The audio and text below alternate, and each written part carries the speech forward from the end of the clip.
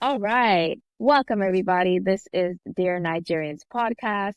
As I have been saying in our first couple of episodes, welcome to the digital living room. You are with me, your host, Aramide Kehinde. I have a guest today. The guest is my cousin. I was going to say my little cousin, but she's not little anymore. This girl done graduated and she done started her career. She ain't the little cousin anymore. Okay. This is my younger cousin. Her name is Molayo. I just said your name the way my daughter says your name. She says Moyayo. Uh, okay, let's change that. Her name is Molayo. There we go. Molayo Ifebajo. Hi. Say hi to the world, Molayo. Hi. Hi, Exactly. Aramide. Wonderful. Hey, girl. Thank you for joining us today. To everyone who is listening or watching on YouTube, I welcome you to this digital living room. And as I say, take your shoes off, put your feet on my soft carpet. It is plush. I love plush carpets. And you are welcome to take a seat in my plush couches, get a drink, and let's chat. Here we go. All right. Today's episode is focused on body image. Dear Nigerians, it is time to love our bodies. And I wanted Molayo here. Molayo, I asked you to come here because we've had conversations about this back and forth. And I love the way you think. I wasn't just asking randomly. I love the way you think. I love the things you say. Um, and to establish this, right? So Dear Nigerians is a podcast that is dedicated to us, millennials and Gen Z with a Nigerian influenced identity. You might be born in Nigeria, or you may not be born in Nigeria. You may have assimilated to the culture, adopted the culture, be connected to the culture, or you may not. It doesn't matter, but facts remain facts. The DNA running through your veins, there's something in there in that DNA that is Nigerian. And if that's you, this podcast is for you. Now, here's why we're talking about this episode, Molayo. You don't know this, but I actually interviewed my mother previously. And the Oh. previous episode, yeah. The previous episode was called Dear Nigerians, Our Mothers Were Tigers. And when in that conversation with my mom, we were just talking about what her parenting journey was like, especially having moved from Nigeria to America and how that affected the things she did. And one of the things that she volunteered of her own accord was that one thing that she felt she could have done better was address the topic of sex better. And we couldn't spend the time talking about sex in like how it's perceived and done for people with a Nigerian upbringing or Nigerian background. And I wanted to dedicate a whole episode to that. Like, let's talk about sex. But in the process of that, I want to take a step back and instead of talking about sex, I actually think it's important to talk about our bodies and the way we view our bodies and the way we've been brought up to view our bodies. Because, well, one of the obvious things is that the vessel you use for sex is your body. And the way you view your body really, I believe anyway, it impacts the decisions you make about it. It impacts the decisions you make about how you care for it and also who you give it to and how you give it. So I just want to talk about our bodies. And I think this conversation is important because I actually think there's an area where if you have a Nigerian upbringing, you carry a lot of bruises. Would you agree with Molayo? I definitely think so as well. Yeah. Definitely Why do bruises. you agree? Why do you agree? Because I feel like it's very like swept under the rug.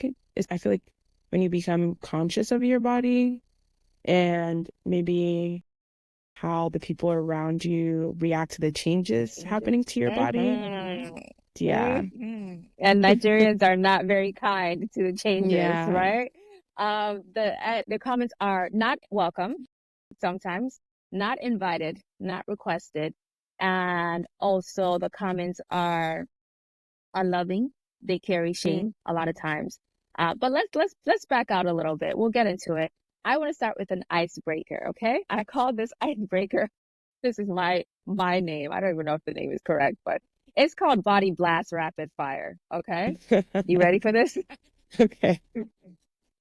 All right. So this is all I'm gonna ask. I'm gonna ask you some questions, and I want you to just give me the first thing that comes into your mind and why.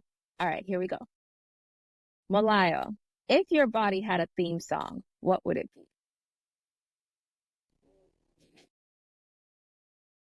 Did you expect that question? I did not. Exactly. Um, okay, maybe. Know That You Are Loved by Cleo Soul. Okay, I've never heard it, but like I just love. Okay, give me a line in that song. So one of the lines, it's like, know that you are loved, like even if like you cannot love yourself. And I feel like there's times where like I've struggled with loving my body. So it's like that my body is still loved regardless. I don't know if that makes sense. Yeah.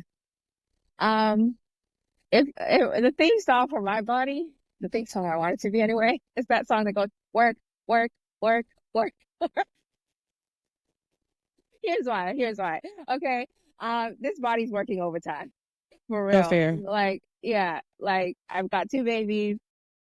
Your body stretches and expands after you have two babies, and then it contracts, and then it leaves some scars. So it's the song that says work, work, work. That's my theme song. All right. If you could reinvent one Nigerian body related stereotype, what would it be? Mm-mm-mm-mm-mm. I say like you have to be lighter to be pretty. Okay, we'll get into it later. I don't want to get into it now. That's a good one. That's a good one. Um, what would mine be? I think maybe hair.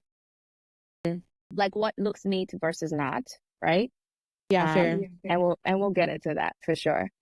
All right. So you and I are both in the US, and it's interesting because Nigerians have like a specific standards for not standards, but things that are traditionally liked. And then some of those things carry over when you're in the US and some of them don't, right? So question here, which Western body image trend do you think Nigerians should completely ignore? I'd say like the thigh gap. Ooh, child. Yes. Yeah. Okay. Okay. I love that you said that because I've had to have deliverance from that trend. The thigh gap. The thigh gap. Yes. Okay. This reminds me of a story.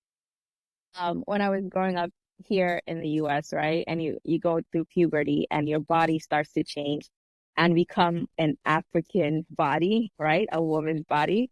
We have broader thighs, Yeah. right? And then I remember in high school, we had these metal desks. And if I looked at my counterparts who were not black like me, they would be able to like cross their legs very neatly under those desks. But me with my wider thighs could not dare to try that.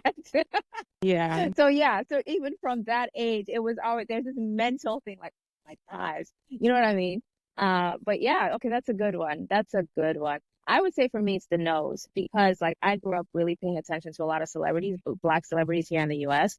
And you just be watching them, and all of a sudden you're probably like watching them in a movie or something. You're just like, wait a minute, nose looks smaller. What's up there? You know what I mean? But yeah. Okay, let's go on. If you had to describe your body as a Nigerian dish, which one would it be and why?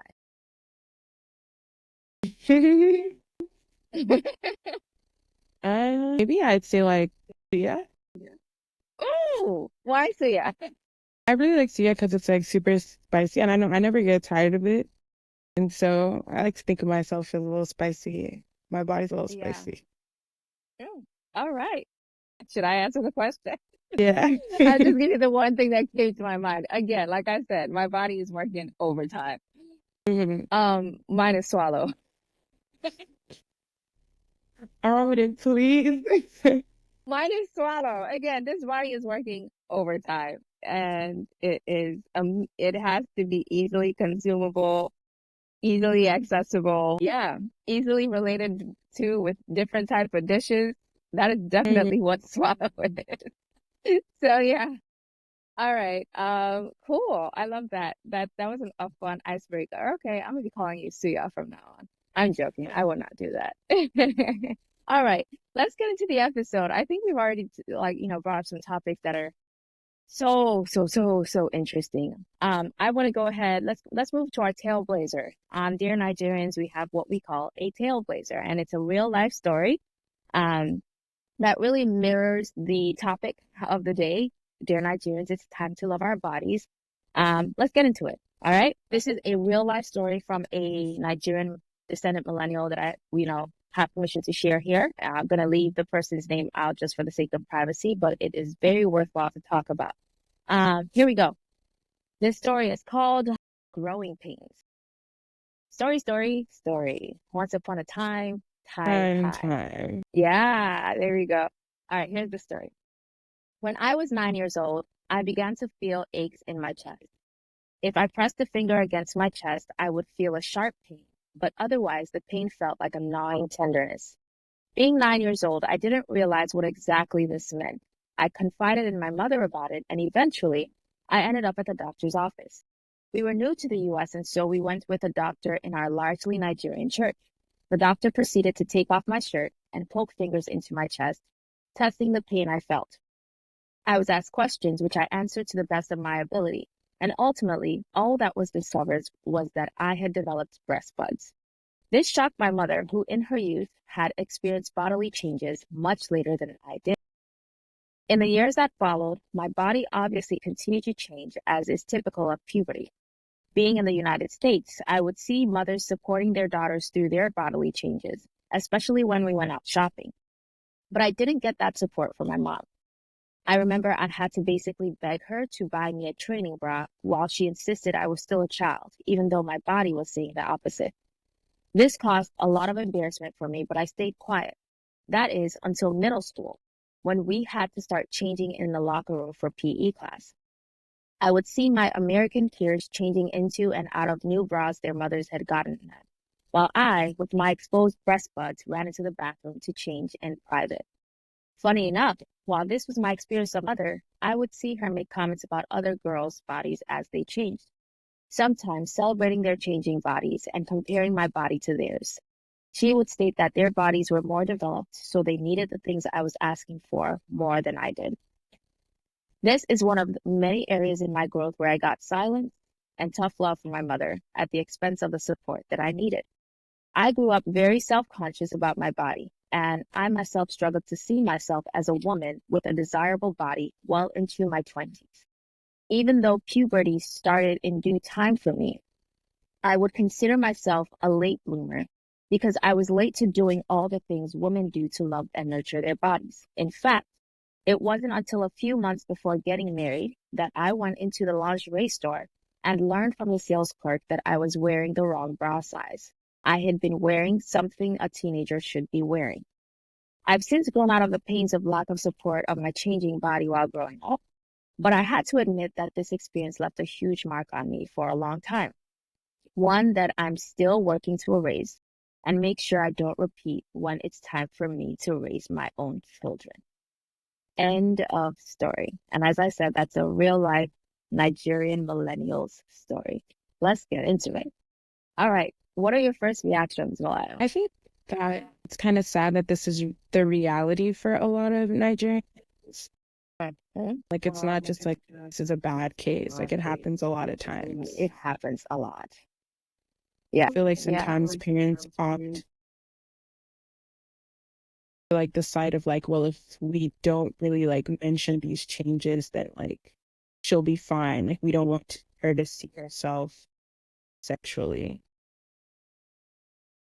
I think the thinking is so there's such a fear of sex generally in typical Nigerian upbringing. I don't know if that's still the case now, like for people like myself who are parenting young children.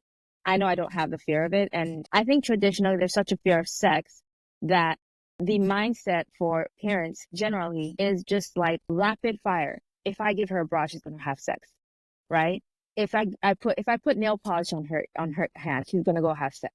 If I allow her to shape her eyebrow, she's gonna go have sex.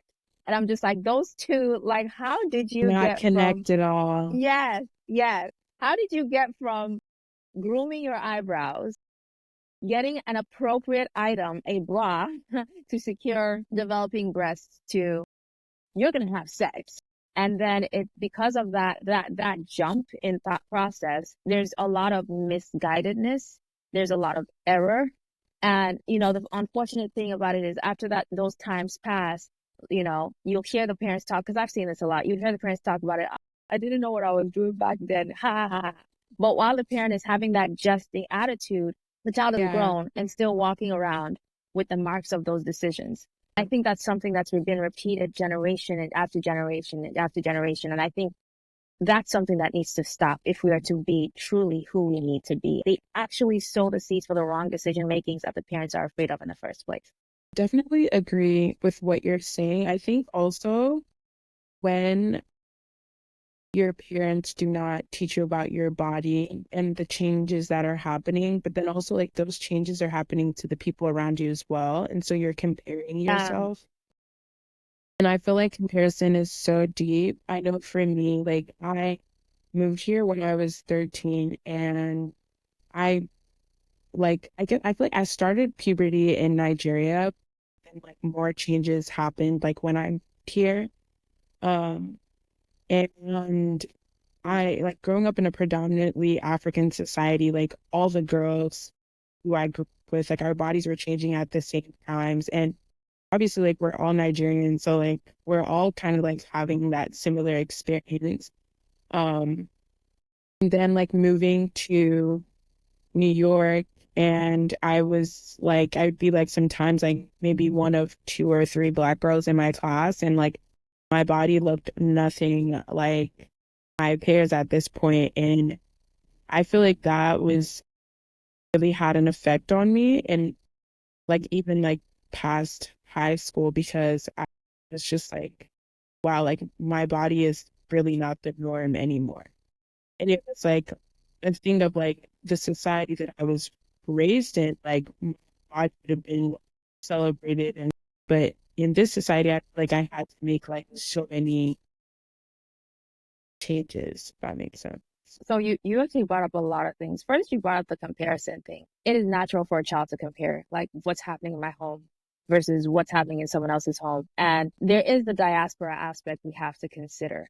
When Yeah. you are a Nigerian child growing up in Nigeria and growing up around people who have similar cultures, similar mindsets around, it makes it a little bit more controlled, maybe I should say. But then you split from that place and you come here and you even see it in the story, like what you talked about comparing your body to the bodies of the young girls you saw here, which is a natural thing to do. But then what also this person was doing is not just comparing her body to the bodies of the ones here, but also comparing the support they're getting. Like she was crying for a bra and she can Yeah. see her peers already have that stuff while they're going through the same changes and she doesn't. So it's not just, oh, my body is changing. It's also my family is different. The mothering I'm getting is different. And by the way, if this is all I knew, maybe it doesn't have so much of a toll on me, meaning if I go out and everyone has the same type of parenting, but it's not the case, right? Yeah. So it's just the pain you deal with, it's a lot deeper. And I think that's something parents traditionally in the Nigerian society, especially parents who would leave home and come here, that's something that they just take, they probably don't think about because they're coming to the Yeah. society as adults, whereas their children are coming as, people who are still tender, still more susceptible to low self-esteem. Yeah, like I remember voicing out to my like my parents or like I think specifically my mom like later being like yeah like I think I was still in high school at this time but I was basically just like I really struggled to like accept my thighs and there were just times where I would just be looking and I'm like what is this like what really is this um and I feel like it didn't like help that like I would be around like Nigerians and they would be like, oh my God, like you have like such a great body. In my head, I'm thinking, do you want it? Because you can have it. Yeah. Um, and yeah, but when I talked to my mom, like she really couldn't understand the fact that like I wanted to change my body. And it's like it makes sense. Like her concerns as an adult is not like, I mean, she's still a woman, so like let's not, Yeah, women still look around and be like, oh, I wish I had this. But her primary concerns at that point in time is just not, you know, yeah. what's the shape of my thighs. It's like she's grown through, you know, she's grown through her own tenderness, and, tender moments and, teenage moments. But I do think that's an area where Nigerian parents, especially Nigerian parents now, because we know there's still millennial parents who are uprooting themselves from Nigeria and coming here. That's an area where Yeah, Nigerian parents need to have perspective and a plan. Like your child is going to go through the same changes they went through, but the environment they're doing it in is totally so different. different. So different. Your child is going to school with people that don't look like her, talk like her, think like her, believe like her. And by the way, education here, I think, exposes you more, right? I For remember growing sure. up in middle school. Yeah, it exposes you more and it exposes your body more, quite frankly, right? PE class, you're in the locker room changing. You got to get to your bears and put on your PE clothes, right? I also had to do we also had to do swimming in my neighborhood. We also had to do swimming class. So you again get to your bears, put on your swimsuit, and you're doing it every single day, and your eyes are open, you know. Yeah, And so I think that's something that Nigerian parents have to have a strategy for, especially because you are still Black, and if you're going out into diaspora, especially in the West, you're bringing your kids into a place where the things they see as celebrated, the things they see as desired are not necessarily of the Black skin tone or body shape yeah. or anything like that. Yeah. I love that you brought up your mom though. And I just want to go back to this story. This is something I'm realizing as I'm raising a young girl. I think that it's difficult for a mom to teach her child to love her own body if the mother herself does not love her own body. You Yeah, know what I mean? And so I read this story and I think, what was going on with the mom, right? I'm not trying to judge or anything, but I asked myself, how was the mother supported when her own body was changing, right? I yeah, asked myself, how does the mother view her own body? You cannot give what you don't have. And yeah. so, as you see here, this person said it took her a while to see herself as a real woman, you know, with a desirable body. So it took her a while to see herself, her body, as something worth desiring and something worth Mhm. caring for. And I go back and I ask, okay, mom, in this story, how did you feel about your own body? You can't give what you don't. One of the things you've shared before, and I know we've talked about this, but you've shared that in many ways you think that a lot of Nigerians, especially older generation Nigerians, that you feel like they carry shame, you Yeah. know? Yeah. Um, what if I said that I think that shame extends itself to like their bodies and sex? How would you respond to that? I would think 100% like it does. And I think that's why sometimes, like when they interact with younger people who don't have shame over certain things, they see them in a negative light. And Oh, it's please tell me more. Tell me and more. Give examples. yeah, 'cause, like sometimes you'll see like someone who is more like, for an example, plus size. And they're like, oh, they're very accepting of their body, and you will have older Nigerians be trying to like give them plans on how to lose the weight. But and they're not even coming from a perspective of like, oh, like I just want to make sure you're healthy.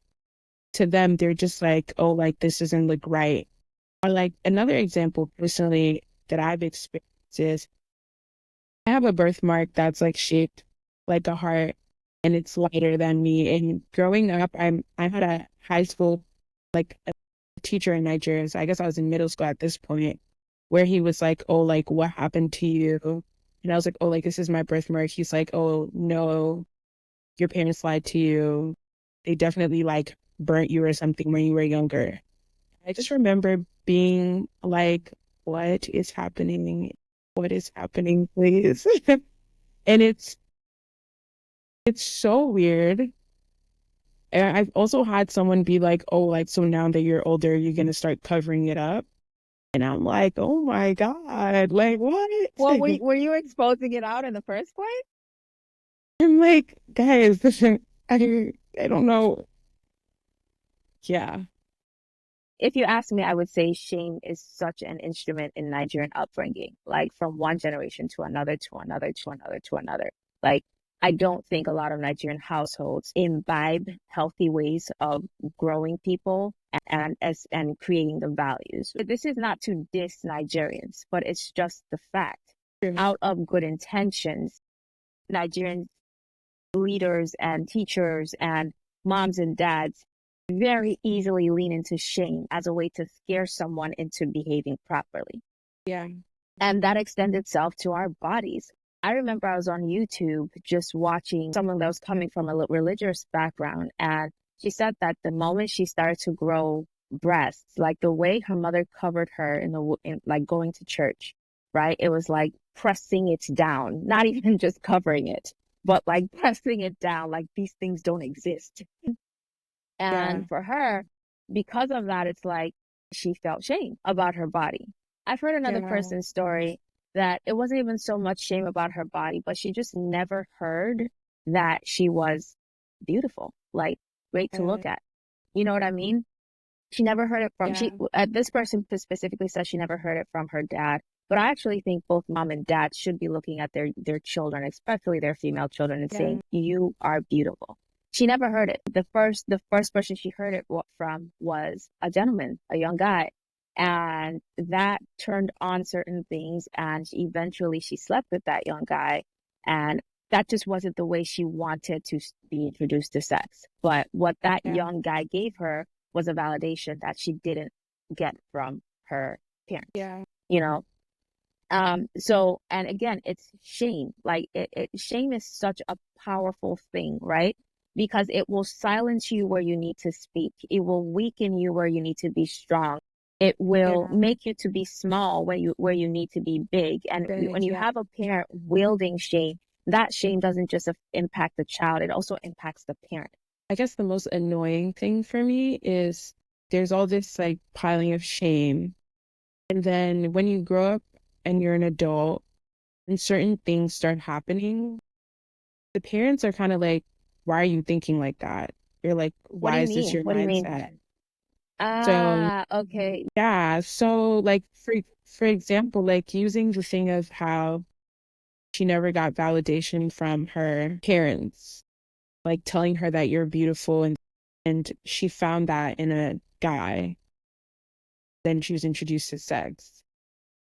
Some Nigerian parents would be like, why was it so easy for him? Or was it just a simple I love, like a simple you're beautiful?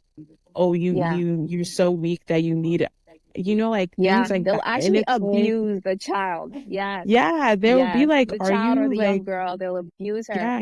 yeah, And it's like, no, you've actually been priming me to be this person that yeah, is so easily moved by validation and is so easily moved by a comment. And yeah, I don't know why, I don't know, that's just something the parents have not realized. yeah, Let's change topics a bit. There's a lot more to body image. There's the topic of skin tone. There's obviously the topic of body changes. You know, as a woman, you get certain type of body parts. As a man, you get certain type of body parts. There's that. When you are a Nigerian child, all of those things fall under criticism with your parents. Especially the moms who think we're just using all of this criticism to teach you. What's an area for you that goes deeply? Like what hits deep for you in all of those things? I would say like skin tone. Like obviously I'm dark skinned. Um, and I think like even growing up as a child in Nigeria, I was conscious of the fact that dark skins were not necessarily the beauty standard. Like not, I don't think like there's like an outward like, oh, like, oh, don't like dark skins or something like that. But I think Right. like in subliminals and stuff, like even in school, remember my school would do like this thing we call like inter-house sports, Yeah, we did where that too. like yeah, where like there's like teams and they would have like there's a like a parade part if I'm like describing it, and there would be like a queen, a king, princess, this and the third. And I remember the house that I was in, they wanted to use, they were gonna choose this girl and maybe she like opt out. And so like one of the older girls was like, wait, like, would you want to do it? And I was like, Said it to you. yeah. And I was kind of like, oh, but I was like, yeah, but like I know my mom's not gonna let me do it because it's so much. I remember this other girl that was my age, like couldn't believe that like they asked me like for the fact that I was dark. Um, and I was probably like what, maybe like 10, 11. Okay, this is interesting. We've come from Africa, and Africa has a plethora of skin tones. Their skin tone as Yeah. dark as my hair, their skin tone as light as, and all those people are black, right? I remember I was watching a TV show. The host was African American. It was Tyra Banks. And I think she was talking to the model Alekwek. You know Alekwek. I think she's from Sudan. So she's from Sudan, so she's a dark skinned model, and she was asking Alekwek like what was one of her struggles, growing up, and she said the issue of skin tone. And Tyra Banks's response was like, "I'm shocked by this because, well, I would think that Africa is the place where, people's skin tones are so celebrated." And she actually said, I would think that actually the darker the person, the more celebrated they are. And I think you and I both know that's not the case, right? In, Yeah, in Africa. But I think that shows a lot of Western influence, like touching on for not sure. just coming from the West, but coming into Africa. A lot of times kids in Africa or Nigeria, let's talk about what's specific to us. What coming up in Nigerian homes, regardless of where they are, look at things from the West. We look at the entertainment, we look at the magazines, we look at the superstars, and Yeah, because we see the things that they're able to access and the way videography and emphasizes this part of their body and that part of the body, we also start to assimilate to their mm, standards of beauty. yeah. You know what I mean? And it hurts us. I don't know that this conversation is going to fix that. It's not, you know. Uh, but are there things that you've done for yourself just to love your own skin tone? Yeah, I think honestly, as I just grew up, I was like, yeah, like this is me. I think also everyone in my immediate family is dark skinned, so I guess probably helps as well.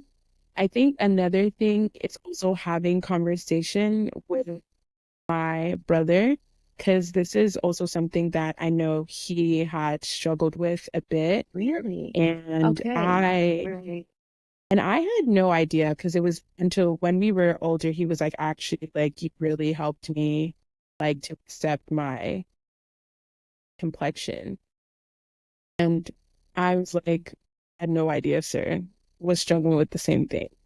Um, Actually, okay, I'm probably going to invite your brother to talk about body image if he will accept. yeah, and I think just also prioritizing, like, looking up to people who look like me and seeing beauty in them. It's like, why can't I see beauty in myself? And turning that back to me. So yeah, How far would you say you are in that journey? Is the journey over or is it still ongoing? I think it's still ongoing because I think the media also has like a role to play. Like I feel like in recent years, there's been like more Black people on screen, but then it's like certain type of Black people, not necessarily really darker people. But yeah, there's also like models that I'm just like, wow, like she's gorgeous and she's dark skin as well. And Nook is one of them that I really look up to. Who is it? Nook, Anok. Oh, yes. Yeah. Oh, gosh, she's beautiful. Yeah. And also I just like how like when she first started modeling, she was very like bent on like showing up as her authentic self and was like, if I'm gonna be a model, like it's either braids or my natural hair. No, she didn't do straight hair for like a really long time. I love that example because what I see in that example is someone choosing, regardless of what her personal history is, to write her own story. You know what I mean? Yeah, Um, and I think that's what all of us have to do. Like literally, oh, this is great. That's what all of us have to do when it comes to like loving our bodies, right? We've touched on, for example, as Nigerian descendants, women, There's a specific type of upbringing that actually creates shame. There's a specific type of upbringing that doesn't do a good job of validating you or making you feel special or making you feel Mm, valuable. All of those things weigh on us. Let's not yeah, let's for not sure. lie about it. It weighs on us. It makes us question who we are. It makes us question if we are beautiful. And just that question in our head, gnawing at us all the time, makes us very, very, very vulnerable to making poor decisions about Yeah. ourselves and what we allow people to do to us, how we allow people to touch us. It does, right? But I think what we have to do is, as millennials, as Gen Z, who are forging into a future of what does this, we are inventing what Nigerianness means for the future, right? Yeah. Especially now that Nigerianness is so impacted by Western culture, we're inventing it. And part of the things that we have to do is decide to rewrite the story in terms of how we value our own bodies and therefore value the bodies of the children that we get to impact, whether it's the ones that we give birth to or the young ones that come in our Mm, families or the ones that we get exposed to in our societies, our churches, our mosques, whatever, right? We have to stand up and actually rewrite that story. And I love yeah. the example that you gave about enough because choosing to stand up and rewrite that story, it turns into practical decisions, like what you said, not wearing her hair straight. You don't have to go that intense, but she decided, I'm not going to wear Yeah. my hair straight. You know what I mean? Yeah, I think and I like what you said about like how like we all have a role to play. Um especially like with the future generation. And for me, like obviously like I have no kids, very young. Um but even with the girls who are younger than me in my community, like the girls in my home church in New York, like I see so much, and it's so weird, but I see so much beauty in them. Like to me, they're so amazing.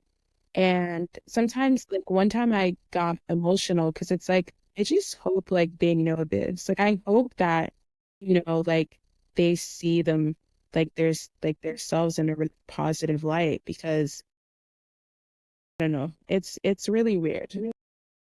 No, so I love what you just said. And I actually want to encourage you to give voice to that person that's like, I see you're beautiful and this is how you're beautiful. Yeah, Give voice to that because you have no idea if that girl is getting it from home.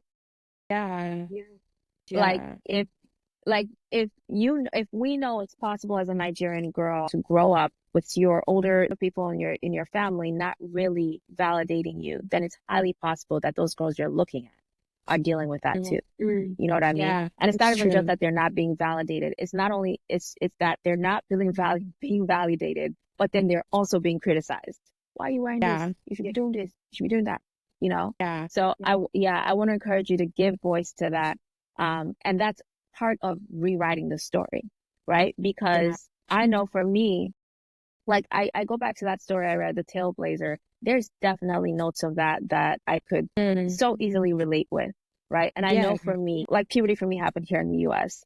And even though we had our Nigerian community here in the US, I didn't have other people outside of my family saying, you're this, you're that, you're mm, beautiful, you're strong. In fact, what I had was other people outside of my family say, you're not this, at this, yeah, you're not, you need to dress this, so it's coming from all different types of directions. And yeah, if you're in their life and in their environment, like I would encourage you, this is part of rewriting the story, even though you don't have children now, but even practicing it. yeah, Because yeah, if it's something you practice and you keep on doing it and doing it and doing it, it's something that's going to be so natural for you to do with your own daughter. yeah. And it's not even just girls that need this, it's boys that Boys need as this too, well, as for you said, sure. yeah, with your own children. You know what I mean? Yeah, and I think honestly to add to that, like I would say like even older Nigerians, like there's still time to pour in like to your children right now. Like, I mean, when my dad calls me like pretty, oh, tear. Um, and then I like love it. I love I'm it. I love it. right, and like I'm 22, but it's still like something that I love. Like I love when my parents will compliment me and things like that. Like it makes me like it's a good thing to know that the people like who brought me into this world see me as beautiful. And I think, like, sadly, a lot of us didn't grow up hearing that. But even in adulthood, I feel like it is also, something that's good to hear. Yeah, absolutely. There's still a little child in every one of us. There's Yeah. no one that wouldn't want to hear, man, you look good. You know what I mean? Yeah. Yeah. We're naturally built to desire that. Like I remember Yeah. when I tell my daughter who's 3, you are so beautiful. And she goes like this. Like she has this, like if she was white, she would be blushing. You know what I Pushing, mean? yeah. And she it's like shucks, she looks away a little bit. She's shy because she's so overwhelmed by the positive Yeah. attention. We all have that. That thing in her at 3 doesn't die because you're now 50. It's still alive. Yeah. You know what I mean? And if you have people in your life at 50, at 20, and 30, if you have people in your life who are always fanning that little flame, it does wonders for your soul. You know what I mean? Yeah. When I think of the phrase, it's time to love our bodies, dear Nigerians, it's time to love our bodies. This has been a long journey for me, you know. Mm. Um, it's been a long journey just from the perspective of seeing media and seeing what the media calls is beautiful and not seeing yourself reflected in that. There was a time in my life where I was so into like, pop culture and paying attention to celebrities who looked like me. But if I really, really look at them, as they grew in their career, they stopped looking like me. You know what I mean? Yeah. And so there's that level of that journey, but then there's also the level of um the parenting you get. Our Mm. parents do the best they can, but with the cultural overtones of Nigerian society, we've shared it. There's a lot of shame that just gets passed on to you, like it's part of the bucket you're handed over in terms of like, this is what Yeah. you've got to live with. And so when I hear it's time to love our bodies, what that means for me specifically is, Aramide, it's time for you to shed all of the grout, all of the Mm.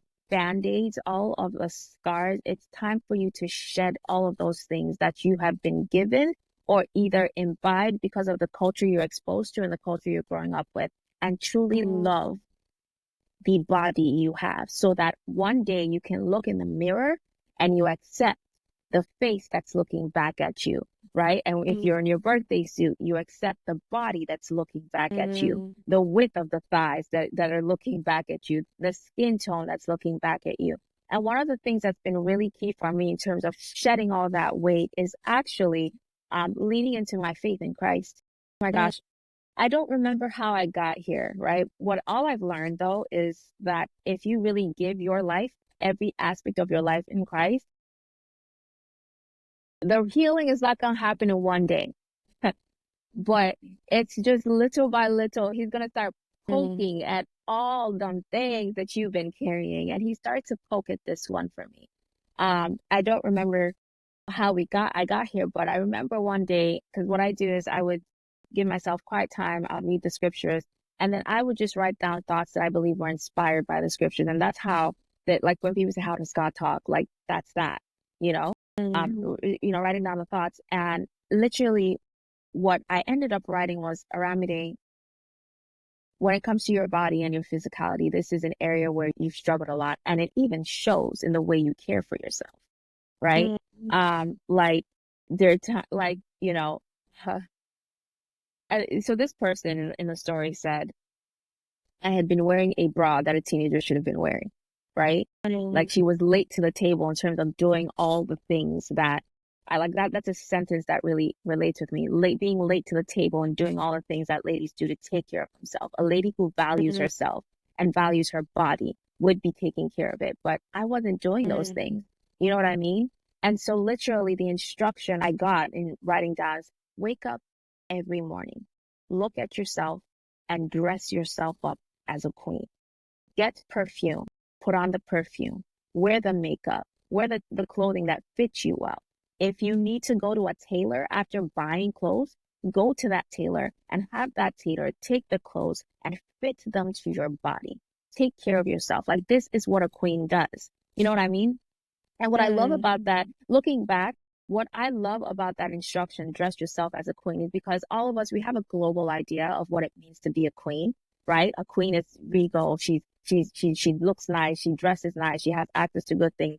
But also, we all have a personal idea. What I think to be regal might be a little different from what you think to be regal. So literally, that was God also inviting me to take care of myself the way I saw as valuable. It was like continuing to give myself a voice in an area where I let my voice be quiet.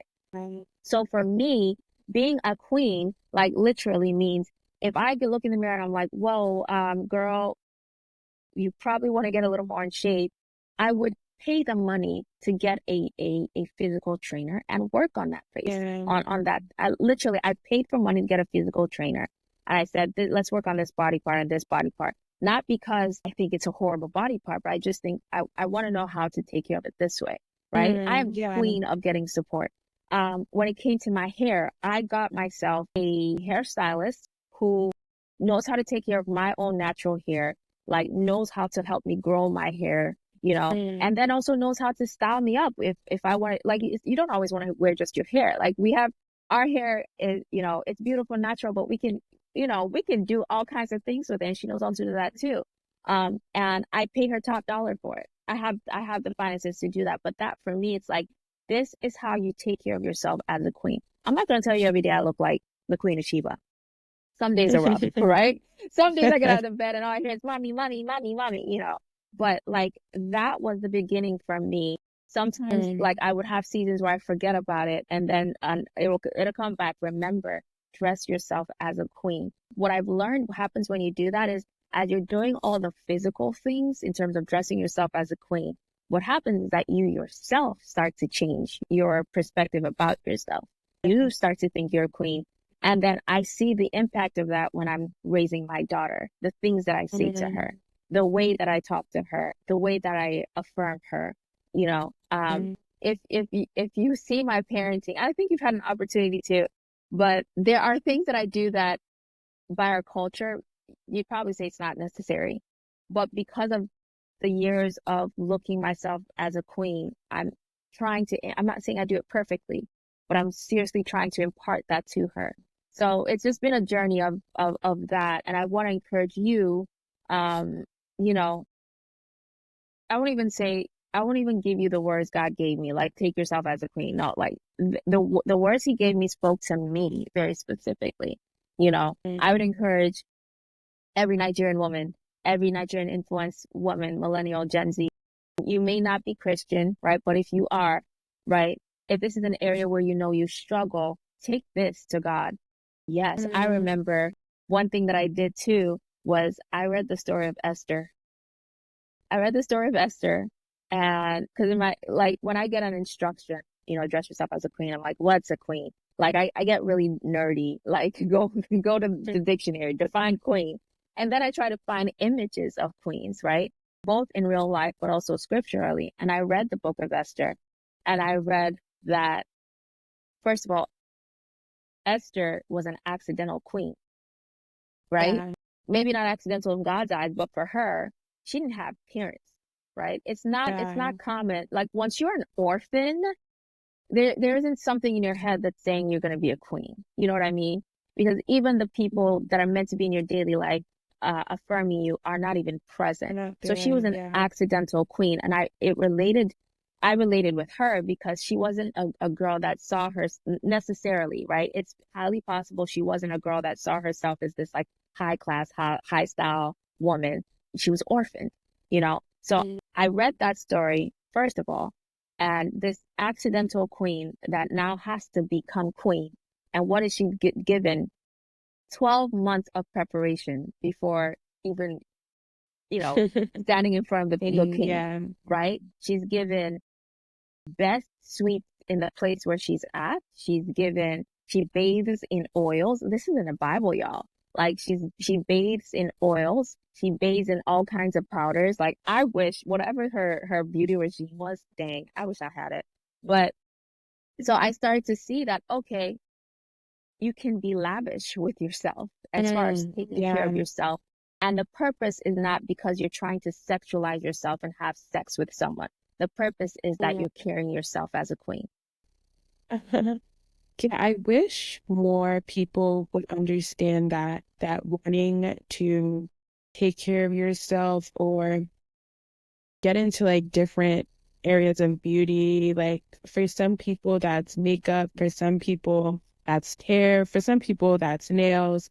Um, like, it doesn't have to be a correlation with sexualization. I think some of it is like, you're interested in something and you're like, wait, like I want to develop this area of myself. Like it doesn't have to be sexualized.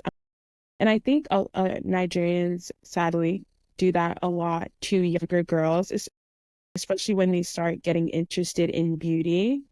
Yep. Um, and I hope we learn and maybe not. Let's like celebrate. Like I think it's like great. Like if someone wants to get into makeup and they're like, I don't know, 13, I don't think we have to Oh, shame down. yeah. Yeah. Yeah. No, no. Someone wants to get into makeup. So to wear nail polish. Like I've seen 5-year-old Yeah. girls wearing nail polish and Nigerians are like, why? And it's like, that's the fun thing she's doing with her mama. It doesn't mean she's gonna go Yeah. turn on a guy next week, you know? Yeah. Yeah. Yeah. Yeah. That's awesome. All right. We have come to the end of our conversation. Malaya, thank you for joining me. Of Moyayo, course. as my daughter said. Thank you for joining the conversation. And dear Nigerians, we hope this has been a worthy topic for you to discover. And we will meet you on our next episode. Bye bye, everybody.